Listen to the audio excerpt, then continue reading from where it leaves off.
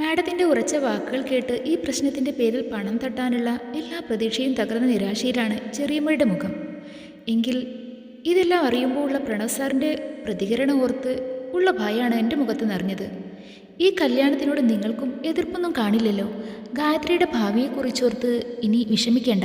Madam പറഞ്ഞപ്പോൾ എന്തുത്തരം പറയണമെന്നറിയാതെ ചെറിയമ്മ ഒരു നിമിഷം പകച്ചു. അതെ, എനിക്കും സമ്മതമാണ്. വാക്കുകൾക്ക് തിരഞ്ഞുകൊണ്ട് അവർ പറഞ്ഞു.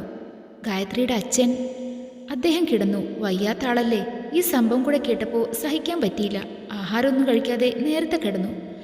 ആഹാരം ഒന്നും കഴിച്ചില്ല എന്നത് സത്യമാണ്. വയറ് നിറച്ച് കള്ളും കുടിച്ചുകൊണ്ടാണ് കിടന്നത് എന്ന് മാത്രം എന്ന് ചിന്തിച്ചപ്പോഴാണ് സ്വാതി അവിടേക്ക് വന്നത്. രോഹിണി ചേച്ചി അവളുടെ അടുത്തേക്ക് ചെന്നു. സ്വാതിയല്ലേ? ഗായത്രി പറയാറുണ്ട്. അവൾ പുഞ്ചിരിച്ചു. മാഡം എൻ്റെ അടുത്തേക്ക് വന്നു. മോളെ, എനിക്കറിയാം ഇങ്ങനെയൊരു തീരുമാനം പെട്ടെന്ന് ഉൾക്കൊള്ളാൻ ആവില്ല എന്ന്. പക്ഷേ ഇത് തന്നെയാണ് ശരിയായ തീരുമാനം എന്ന് എനിക്ക് ഉറപ്പുണ്ട്. എന്നാലും ഒരിക്കലും മോളെ ഞാൻ നിർബന്ധിക്കില്ല. ഇപ്പോൾ ഒരു മറുപടിയും പറയണ്ട. അത്രയും എന്നോടായി പറഞ്ഞതിന് ശേഷം ചെറിയമ്മയോട് തിരിഞ്ഞു. നാളെ ഗായത്രിക്കൊപ്പം നിങ്ങളും വരണം. അവിടെ വെച്ച് തീരുമാനം പറഞ്ഞാൽ മതി. ബാക്കി നമുക്ക് അപ്പോൾ ആലോചിക്കാം. അത്രയും പറഞ്ഞ് വീണ്ടും എനിക്കൊരു ചെറു പുഞ്ചിരി നൽകി അവർ രണ്ടുപേരും ഇറങ്ങി. ആ കാർ വീടുമുറ്റത്തിൽ നിന്ന് മാഞ്ഞതും അവരെ കണ്ടപ്പോൾ മാറി നിന്ന ആ സുധി വീണ്ടും കലിതുള്ളിക്കൊണ്ട് ചെറിയമ്മയുടെ അടുത്തേക്ക് വന്നു. ഓ, അപ്പോൾ പണം കണ്ടപ്പോൾ പതിവ് പോലെ നിങ്ങളുടെ കണ്ണും മഞ്ഞളിച്ചു അല്ലേ? ഇപ്പോൾ ഞാൻ പുറത്ത്. എൻ്റെ സുധി, നീ ഒന്ന് അടങ്ങ്. ഞാൻ ഈ കല്യാണത്തിന് സമ്മതമല്ല എന്ന് എതിർപ്പ് കാട്ടിയാൽ അവർ എന്നെ സംശയിക്കും. പിടിച്ചാൽ ഞാനും നീയും ഒക്കെ കുടുങ്ങും. അവർ എൻ്റെ നേർക്ക് വന്നു. ഡേ, നാളെ നിൻ്റെ ഒപ്പം അവർ പറഞ്ഞതുപോലെ ഞാനും വരും. പക്ഷേ എനിക്ക് ഈ കല്യാണത്തിന് സമ്മതമല്ല എന്ന് പറയാൻ പറ്റില്ല. അവരുടെയൊക്കെ മുമ്പിൽ ഞാൻ പെറ്റമ്മയല്ലേ? അത് അങ്ങനെ തന്നെ ഇരിക്കട്ടെ. ഈ സത്യങ്ങളൊന്നും അറിയാൻ പാടില്ല. മാത്രമല്ല, ഈ കല്യാണത്തിന് സമ്മതമല്ല എന്ന് നീ തന്നെ അവളോട് നാളെ പറയണം. അമ്മ എന്തൊക്കെയായി പറയുന്നത്? ഈ കല്യാണം നടക്കണം. അങ്ങനെയെങ്കിലും എൻ്റെ ചേച്ചി ഈ നരകത്തിൽ നിന്നും രക്ഷപ്പെടുമല്ലോ. സ്വാതി, നീ മിണ്ടാതിരിക്കുക. നീ എന്താടി ഒന്നും പറയാത്തത്? അതോ എന്നെ എതിർക്കാൻ വല്ല ഭാവമുണ്ടോ? ഇല്ല, ഞാൻ നാളെ അവരോട് പറയാം ഈ കല്യാണത്തിന് എനിക്ക് സമ്മതമല്ലെന്ന്. എൻ്റെ മറുപടി ചെറിയമ്മയുടെയും ആ സുധിയുടെയും മുഖത്ത് വിജയച്ചിരി തീർത്തു. ചേച്ചി എന്തൊക്കെയായി പറയുന്നത്? അമ്മയെ പേടിച്ച് എല്ലാം വേണ്ട എന്ന് വെക്കുന്നത് എന്തിനാണ്? ഈ വൃത്തികെട്ടവനെ കല്യാണം കഴിച്ച് ജീവിതം നശിപ്പിക്കാനാണോ ചേച്ചിയുടെ തീരുമാനം? സുധിയെ പുച്ഛത്തോടെ നോക്കി സ്വാതി എന്നോട് ചോദിച്ചപ്പോൾ ഒട്ടും പതറാതെ എൻ്റെ മറുപടിയും വന്നു. ഇയാളെ കല്യാണം കഴിക്കണമെങ്കിൽ ഈ ഗായത്രി മരിക്കണം. പിന്നെ ഇപ്പോൾ വന്ന ഈ കല്യാണാലോചന എനിക്ക് സമ്മതമില്ല എന്ന് പറഞ്ഞത് നിങ്ങളാരെയും പേടിച്ചിട്ടില്ല. അറിഞ്ഞുകൊണ്ടല്ലെങ്കിലും ഞാൻ കാരണമാണ് പ്രണവ് സാറും ഈ പ്രശ്നത്തിൽ ഇടപെട്ടത്. ആ മനുഷ്യനെ ഇതിൻ്റെ പേരിൽ താല്പര്യമില്ലാത്ത കല്യാണത്തിലേക്ക് തള്ളിയിടാൻ മനസ്സനുവദിക്കുന്നില്ല. അതുകൊണ്ടാ. അത്രയും പറഞ്ഞ് ഞാൻ മുറിയിലേക്ക് പോയി. ഈ ദിവസം നടന്ന എല്ലാ സംഭവങ്ങളും വീണ്ടും മനസ്സിൽ കടന്നു വന്നു. അപ്പോഴും എടുത്ത തീരുമാനത്തിൽ ഉറച്ച് ഞാൻ നിന്നു. ഇത് വീടോ അതോ കൊട്ടാരോ? എൻ്റെ കൂടെ കാര്യങ്ങൾ സംസാരിക്കാൻ ഇന്നലെ മാഡം ആവശ്യത്തിപോലെ ചെറിയമ്മയും വന്നു. വീടിൻ്റെ വലിപ്പം കണ്ട് ചെറിയമ്മയുടെ നാവിൽ നിന്നും ഉയർന്ന വാക്കുകളായിരുന്നു അത്. ഇത്രയും വല്ല പണക്കാരുടെ വീട്ടിലാണല്ലോ നീ ജോലിക്ക് വന്നത്. അവരുടെ ചോദ്യങ്ങൾക്കൊന്നും മറുപടി പറയാതെ ഞാൻ അകത്തേക്ക് നടക്കാൻ തുടങ്ങിയതും ചെറിയമ്മ എൻ്റെ കയ്യിൽ പിടിച്ചു. പറഞ്ഞതെല്ലാം ഓർമ്മയുണ്ടല്ലോ? ഇവിടെ വെച്ച് എന്നെ നിന്റെ പിഴച്ച നാവ് കൊണ്ട് ചെറിയമ്മ എന്നൊന്നും വിളിച്ചു കളയരുത്.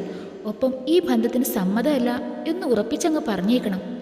വീണ്ടും ഒന്നും പറയാതെ ഞാൻ അകത്ത് കയറി. എൻ്റെ പിന്നാലെ അവരും. അകത്ത് കയറിയപ്പോൾ ഹാളിൽ തന്നെ എല്ലാവരും ഉണ്ടായിരുന്നു. മാഡവും സാറും രോഹിണി ചേച്ചിയും പ്രവീൺ സാറും. ഒപ്പം രോഹിണി ചേച്ചിയുടെ അച്ഛനും അമ്മയും ഉണ്ടായിരുന്നു. വീടിൻ്റെ ഉള്ളിലെ മനോഹരമായ അലങ്കാര വസ്തുക്കളിലായിരുന്നു ചെറിയമ്മയുടെ കണ്ണുകൾ പാഞ്ഞത്. എങ്കിൽ എൻ്റെ കണ്ണുകൾ പോയത് സൈഡിൽ ശാന്ത ചേച്ചി തൂത്തുവാരിക്കൊണ്ടിരുന്ന പൊട്ടിത്തെറിച്ച കുപ്പിച്ചില്ലുകളിലായിരുന്നു. ഞങ്ങളെ കണ്ടതും മാഡം വന്ന് ചെറിയമ്മയെ അവരുടെ അടുത്തേക്ക് കൊണ്ടുപോയി. വില കൂടിയ കുഷ്യനിൽ ആദ്യമായി ഇരുന്നതിൻ്റെ സന്തോഷം ആ മുഖത്തെനിക്ക് കാണാമായിരുന്നു. ഞാൻ സൈഡിലോട്ട് മാറി നിന്നു. അവർ എന്തൊക്കെയോ ചെറിയമ്മയോട് സംസാരിച്ചു. ഈ കല്യാണാലോചനയുടെ അവസാനം അറിയാവുന്നത് കൊണ്ട് തന്നെ ഞാൻ അതൊന്നും ശ്രദ്ധിച്ചില്ല. അപ്പോൾ രോഹിണി ചേച്ചി എൻ്റെ അടുത്തേക്ക് വന്നു. എനിക്കും അതൊരാശ്വാസമായിരുന്നു. ശരിക്കും ഞാൻ ഇന്നലെ ഞെട്ടിപ്പോയി അമ്മയുടെ തീരുമാനം കേട്ടിട്ട്.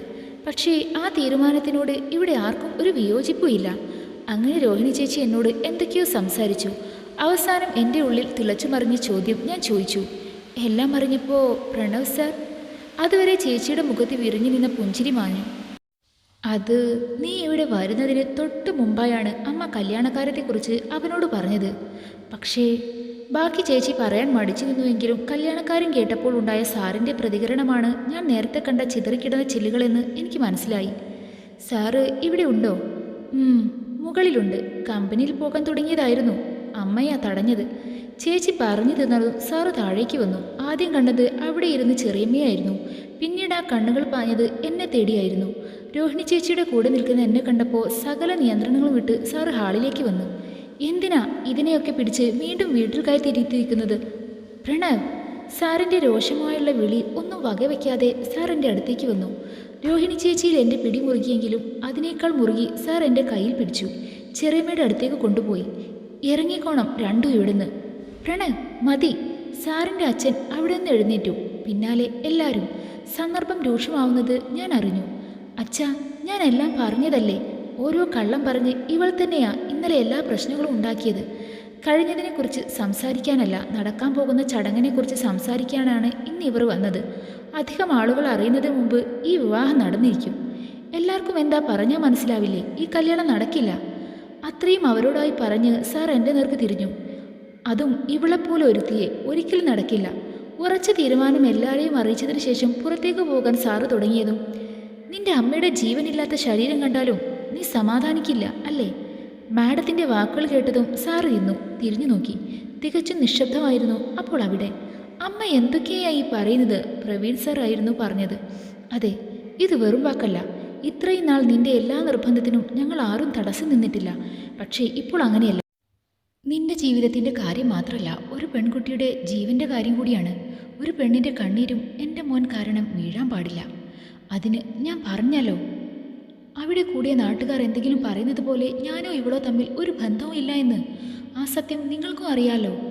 നിങ്ങളൊരു തെറ്റും ചെയ്തിട്ടില്ല എന്ന് ഉറപ്പുള്ളത് കൊണ്ട് തന്നെയാണ് ഈ കല്യാണക്കാരി ഞാൻ മുന്നോട്ട് വച്ചത്. അതുകൊണ്ട് തന്നെ ഇനി നീ എന്തൊക്കെ പറഞ്ഞാലും ഗായത്രിക്ക് സമ്മതമാണെങ്കിൽ ഈ കല്യാണം നടക്കും. ഉറച്ച തീരുമാനം പറഞ്ഞതിന് ശേഷം മാഡം അകത്തേക്ക് പോയി. പുറത്തേക്ക് പോകാൻ തുടങ്ങിയ സാർ വണ്ടിയുടെ കീ വലിച്ചെറിഞ്ഞ് എനിക്ക് ഒരു തറപ്പിച്ച് നോട്ടവും തന്ന് സാർ അകത്തേക്ക് പോയി. അപ്പോഴും രോഹിണി ചേച്ചി എന്നെ ചേർത്ത് പിടിച്ചു. ഓ, അപ്പോൾ ആ ചെക്കന് നിന്നെ കണ്ണിനെതിരെ കണ്ടുകൂടല്ലേ? എല്ലാവരും പോയതിനു ശേഷം ചെറിയമ്മ എന്നെ മാറ്റി നിർത്തി ചോദിച്ചു. ചെറിയമ്മ പോയിക്കോ, ഞാൻ തന്നെ പറഞ്ഞോളാം ഈ കല്യാണം നടക്കില്ല എന്ന്. അപ്പോൾ ഇന്നലെ കണ്ടതുപോലെ അവരുടെ മുഖത്ത് ചിരിയില്ലായിരുന്നു, മറിച്ച് എന്തോ ഒരു ആലോചനയിലായിരുന്നു. അല്ല, ഇവിടെയുള്ളവരൊക്കെ കല്യാണ ചിലവും അതിനു പുറമെ എന്താവശ്യമുണ്ടെങ്കിലും ആവശ്യത്തിന് പണം നൽകാമെന്നാണ് പറഞ്ഞത്. പറഞ്ഞ് അവരുടെ സംസാരം എങ്ങോട്ടാണ് പോകുന്നതെന്ന് എനിക്ക് ഏറെക്കുറെ മനസ്സിലായി. ചെറിയമ്മ എന്താ ഉദ്ദേശിക്കുന്നത്? നിനക്ക് ഈ കല്യാണത്തിന് സമ്മതിച്ചൂടെ? ഞാൻ പ്രതീക്ഷിച്ച വാക്കുകൾ തന്നെ വന്നു. പണത്തിന് കണക്കെടുത്തപ്പോൾ അവരുടെ മനസ്സ് മാറി. നിങ്ങളെപ്പോലെ പണം കാണുമ്പോൾ എൻ്റെ മനസ്സ് മാറില്ല. എൻ്റെ തീരുമാനം മാറാനും പോകുന്നില്ല. നീ തന്നെ ഒന്ന് ആലോചിച്ച് നോക്ക്. ഏതായാലും ആ ചെക്കൻ്റെ സംസാരവും പെരുമാറ്റവും കാണുമ്പോൾ തന്നെ മനസ്സിലാവും നിന്നെ ഈ ജീവിതകാലം മുഴുവൻ വെച്ചുകൊണ്ടിരിക്കാനൊന്നും പോകുന്നില്ല എന്ന്. അതുകൊണ്ട് തന്നെ ആ സമയത്ത് ആവശ്യമുള്ള പണം ഇവിടെയുള്ളവരുടെ കയ്യിൽ നിന്ന് വാങ്ങിക്കുകയും ചെയ്യാം. നമുക്ക് എല്ലാവർക്കും സുഖമായി ജീവിക്കുകയും ചെയ്യാം. അവൻ നിന്നെ കളഞ്ഞാൽ നിന്നെ രണ്ട് കൈയും നീട്ടി സ്വീകരിക്കാൻ അപ്പോഴും സ്ഥിതി കാണും. പിന്നെ എന്താ?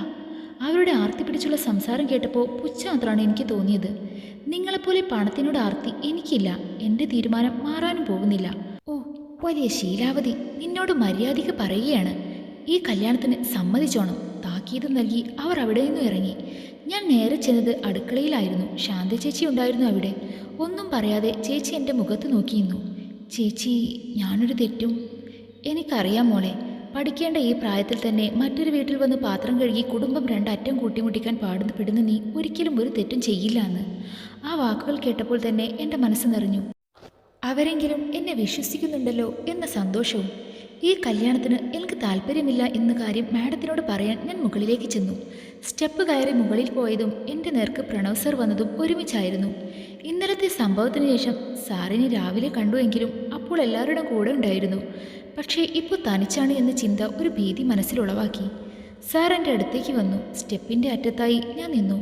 മരിച്ചുപോയ എൻ്റെ പെങ്ങളുടെ പേര് പറഞ്ഞപ്പോൾ ഒരു നിമിഷം നിന്നോട് എനിക്ക് തോന്നിയ സിമ്പതിയുടെ പേരിൽ നിന്നെ ജീവിതകാലം മുഴുവൻ ചുമക്കേണ്ട ഗതികേടൊന്നും എനിക്കില്ല. അതുകൊണ്ട് മര്യാദയ്ക്ക് പറയുകയാണ്. നീ തന്നെ പറഞ്ഞോണം ഈ കല്യാണത്തിന് സമ്മതമല്ല എന്ന്. എൻ്റെ മനസ്സിലുള്ളതാണ് സാർ പറഞ്ഞതും എൻ്റെ മറുപടി പറയാൻ തുടങ്ങിയതും അടുത്ത് കുത്തി നോവിക്കുന്ന വാക്കുകൾ ആ നാവിൽ നിന്ന് വന്നു. നിൻ്റെയും നിൻ്റെ വീട്ടുകാരുടെയും പ്ലാൻ ഒക്കെ തകരുമെന്ന് വിഷമം വേണ്ട. നിനക്ക് പറ്റിയ പണക്കാരെ ഞാൻ തന്നെ വേണമെങ്കിൽ കണ്ടുപിടിച്ചു തരാം. എങ്ങനെ വളച്ച് കിടപ്പുമുറിയിൽ വരെ എത്തിക്കുന്ന കാര്യം നിനക്ക് വലിയ പാടൊന്നുമില്ലല്ലോ. അവസാനം പറഞ്ഞ വാക്കുകൾക്ക് എൻ്റെ കണ്ണ് നിറയ്ക്കാൻ സാധിച്ചു. കല്യാണം കഴിക്കാനും കുടുംബമായി ജീവിക്കാനും എനിക്കൊരു താല്പര്യമില്ല. ഇനി അഥവാ അങ്ങനെ ജീവിക്കേണ്ടി വന്നാലും നിന്നെപ്പോലെ പണത്തിന് വേണ്ടി എന്തും ചെയ്യാൻ മടിയില്ലാത്തവരുടെ കൂടെ ആയിരിക്കില്ല. അതുകൊണ്ട് തന്നെ നിർത്തിക്കോണം ഈ കല്യാണാലോചന. അത്രയും പറഞ്ഞ് സാറ് താഴേക്ക് പോയപ്പോഴും അവിടെ നിന്ന് ഒരടി പോലും അനങ്ങാനാവാതെ മരവിച്ച ഹൃദയവുമായി ഞാൻ നിന്നു. ആ മനസ്സിൽ ഇത്രയ്ക്കും തരം താഴ്ന്ന വിലയാണ് എനിക്കെന്ന് ഒരിക്കലും വിചാരിച്ചില്ല. പണത്തിന് വേണ്ടി എന്തും ചെയ്യുന്നവൾ, ചുരുക്കി പറഞ്ഞ ഒരു തെരുവ് പെണ്ണ്.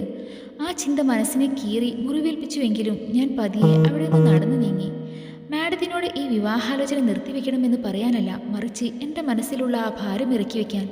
അതിന് പറ്റിയ ഒരാളേ ഉള്ളൂ ഈ വീട്ടിൽ, രോഹിണി ചേച്ചി. എല്ലാ സത്യങ്ങളും ചേച്ചിയോടെങ്കിലും പറയണമെന്ന് എനിക്ക് തോന്നി. ചേച്ചിയുടെ മുറിയിൽ മുമ്പിലായി നിന്നപ്പോൾ ഒരു നിമിഷം ഞാൻ സ്വയം നിയന്ത്രിച്ചു. പതിയെ ഞാൻ അകത്തേക്ക് കയറി. പക്ഷേ പ്രതീക്ഷിച്ച ആളല്ലായിരുന്നു അവിടെ. എന്താ ഗായത്രി അവിടെ നിന്ന് കളഞ്ഞത്? അകത്തേക്ക് വാ. രോഹിണി ചേച്ചി അല്ലായിരുന്നു അകത്ത്, ചേച്ചിയുടെ അമ്മയായിരുന്നു. ഞാൻ അകത്തേക്ക് പോയി. രോഹിണി ചേച്ചി? രോഹിണിയും പ്രവീണും കൂടെ ഹോസ്പിറ്റലിൽ പോയിരിക്കുകയാണ്. അപ്പോഴാ ഞാനും ഓർത്തത് ചേച്ചിക്ക് ഇന്ന് ചെക്കപ്പുള്ള കാര്യം. ആ എന്നാൽ ഞാൻ പൊയ്ക്കോട്ടെ പറഞ്ഞ് തിരിഞ്ഞു നടന്നതും ഗായത്രി. ഞാൻ തിരിഞ്ഞു നോക്കിയപ്പോൾ എന്നോട് അടുത്തേക്ക് ചെല്ലാൻ പറഞ്ഞു. ഞാൻ ബെഡിൻ്റെ അടുത്തായി നിന്നു. ഇരിക്കു കുട്ടി. ഞാൻ പുഞ്ചിരിച്ചുകൊണ്ടിരുന്നു. ഇനി പറയ്, എന്താ പറയാൻ വന്ന കാര്യം? ഞാൻ ആ മുഖത്തേക്ക് നോക്കി. രോഹിണിയോട് എന്തോ അത്യാവശ്യമുള്ള കാര്യം പറയാനാണ് വന്നതെന്ന് മനസ്സിലായി. അതാ ചോദിച്ചത്. ചിരിച്ചുകൊണ്ട് അവർ പറഞ്ഞപ്പോൾ ഞാൻ ഒന്നും പറയാതെ മടിച്ചു നിന്നു. എന്താ ഗായത്രി? അത് ഈ കല്യാണം നടക്കില്ല. ഒട്ടും പ്രതീക്ഷിക്കാതെയുള്ള എൻ്റെ വാക്കുകൾ ആ മുഖത്ത് ഞെട്ടലുളവാക്കിയെങ്കിലും ആ മുഖത്തെ പുഞ്ചിരി മായാതെ ചോദിച്ചു. അതെന്താ? പ്രവീണിനെ പേടിയായതുകൊണ്ടാണോ? ഞാൻ മറുപടിയൊന്നും പറഞ്ഞില്ല. ഗായത്രി, ഇപ്പോൾ ഈ കല്യാണം നടക്കുന്നതാണ് എന്തുകൊണ്ടും നല്ലത്. അല്ലെങ്കിൽ അത് കുട്ടിയുടെ ഭാവിയെ തന്നെയാണ് മോശമായി ബാധിക്കുന്നത്. എൻ്റെ ഭാവിയെക്കുറിച്ചുള്ള പ്രതീക്ഷയൊക്കെ എനിക്ക് എന്നേ നഷ്ടപ്പെട്ടതാണ്. എല്ലാം ആലോചിച്ച് നീറിയ മനസ്സുമായിരുന്ന് എൻ്റെ നാവിൽ നിന്നും ആ വാക്കുകൾ വന്നു. രോഹിണി ചേച്ചിയുടെ അമ്മ എൻ്റെ മുഖത്തേക്ക് സൂക്ഷിച്ചു നോക്കി. രോഹിണി ഗായത്രിയുടെ ബുദ്ധിമുട്ടിനെക്കുറിച്ചൊക്കെ എന്നോട് പറഞ്ഞിട്ടുണ്ട്. എന്നാൽ ഞാൻ ആ മുഖത്തേക്ക് നോക്കി. നമ്മൾ അറിയാത്തതോ നീ പറയാൻ മടിക്കാത്തതോ ആയി എന്തെങ്കിലും ഉണ്ടോ? ആ ചോദ്യം ഞാൻ ഒട്ടും പ്രതീക്ഷിച്ചില്ലായിരുന്നു. ഒരു പെൺകുട്ടിയുടെ അമ്മയ്ക്ക് സ്വന്തം മോളുടെ മനസ്സ് മാത്രമല്ല, മറ്റൊരു പെൺകുട്ടിയുടെ മനസ്സ് നൊന്താലും പെട്ടെന്ന് തിരിച്ചറിയാൻ സാധിക്കും. അതുകൊണ്ട് ചോദിക്കുക, നിനക്ക് വല്ല സങ്കടവും ഉണ്ടോ? വീണ്ടും ആ ചോദ്യം എൻ്റെ നേർക്ക് വന്നപ്പോൾ എനിക്ക് പിടിച്ചു നിൽക്കാനായില്ല. ഉള്ളിൽ പുകഞ്ഞുകൊണ്ട് നിന്ന എല്ലാ സത്യങ്ങളും പുറത്തു വന്നു. ഇന്ന് എൻ്റെ കൂടെ ഇവിടെ വന്ന ആ സ്ത്രീ എൻ്റെ അമ്മയല്ല. മറുപടിയായി ഒരു ഞെട്ടൽ മാത്രമായിരുന്നു ആ മുഖത്ത്. എല്ലാ കാര്യങ്ങളും ഞാൻ തുറന്നു പറഞ്ഞു. ഇന്നലെ സംഭവിച്ചതുൾപ്പെടെ എല്ലാം കേട്ടുകഴിഞ്ഞ് ഒരു നിമിഷത്തെ മൗനത്തിന് ശേഷം സംസാരിച്ചു തുടങ്ങി. മോളെ, ആ വിളി ആത്മാർത്ഥത ഉള്ളതായിരുന്നു എന്ന് എനിക്ക് തോന്നി. രോഹിണിയെ മോള് സ്വന്തം ചേച്ചിയെ പോലെയാണ് കാണുന്നത്. അപ്പോൾ ഒരമ്മയുടെ സ്ഥാനത്തായിരിക്കും അല്ലോ ഞാനും. ആ അധികാരത്തോടെ പറയുകയാണ്, മോള് ഈ കല്യാണത്തിന് സമ്മതിക്കണം. അത് മോളെ, കുടുംബങ്ങൾക്ക് വേണ്ടിയല്ല, നിനക്ക് വേണ്ടിയാണ് ഞാൻ പറഞ്ഞത്. പക്ഷേ കല്യാണം, ഞാൻ ചോദിക്കുന്ന രണ്ട് ചോദ്യങ്ങൾക്ക് മാത്രം നീ ഉത്തരം പറഞ്ഞാൽ മതി. അപ്പോൾ നിനക്കും മനസ്സിലാവും എൻ്റെ ഈ തീരുമാനമാണ് നല്ലതെന്ന്. ഞാൻ എന്ത് എന്ന അർത്ഥത്തിൽ ആ മുഖത്ത് നോക്കി. മോളെ, നീ ഇപ്പോൾ വിചാരിക്കുന്നത് പോലെ ഈ കല്യാണം മുടങ്ങിയെന്ന് തന്നെ വിചാരിക്കുക. നിന്റെ ചെറിയമ്മയുടെ ഇഷ്ടം പോലെ ഒരാളെ നീ വിവാഹം ചെയ്യുമോ? ഇല്ല. ഒരു നിമിഷം പോലും ആ ഉത്തരം പറയാൻ എനിക്ക് ആലോചിക്കേണ്ടി വന്നില്ല. ഈ കല്യാണം മുടങ്ങിയ അവർ എനിക്ക് വേണ്ടി കണ്ടെത്തുന്ന സുധിയെ തന്നെയായിരിക്കും. അല്ലെങ്കിൽ അയാളെപ്പോലെ വേറെ ഒരു വൃത്തികെട്ടവനെ. ഇനി ഒരു ചോദ്യത്തിനും കൂടി നീ മറുപടി പറഞ്ഞാൽ മതി. പ്രണവിനെ നിനക്ക് സ്നേഹിക്കാൻ കഴിയോ? നേരത്തെ പോലെ പെട്ടെന്നൊരുത്തരം എൻ്റെ നാവിൽ നിന്നും ആ ചോദ്യം കേട്ടപ്പോൾ ഉയർന്നില്ല. പ്രണവ് സർ, ഒരിക്കൽ പോലും ഞാൻ ചിന്തിച്ചിട്ട് പോലും ഇല്ലാത്ത കാര്യം. പക്ഷേ കൃത്യമായൊരു മറുപടിയൊന്നും എനിക്കാവുന്നില്ല. അത് എനിക്കറിയില്ല. എൻ്റെ മറുപടി കേട്ട് പുഞ്ചിരിച്ചുകൊണ്ട് അവർ പറഞ്ഞു. അറിയില്ല എന്ന് പറഞ്ഞാൽ അപ്പോൾ ഭാവിയിൽ സ്നേഹിക്കാനും ഒരു സാധ്യതയുണ്ട്. അപ്പോൾ എന്തുകൊണ്ടും ഈ കല്യാണം നടക്കുന്നതല്ലേ നല്ലത്.